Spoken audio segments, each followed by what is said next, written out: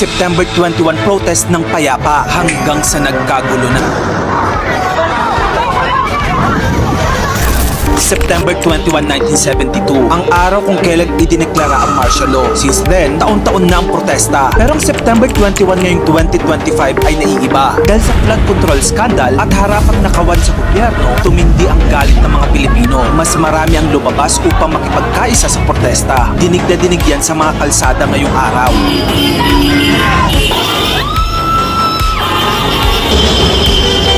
Hindi lang busina sa kalye, pati mga bikers lumabas na din sa kalsada. Pati mga members ng LGBT matapang na binuwag ang nakaharang na barikada. Pati mga drag artists nakiisa na din. Ang protesta ngayong araw ay nationwide. Sa NCR may 3 major protests. Andyan yung sa Luneta na tinawag na Baha sa Luneta.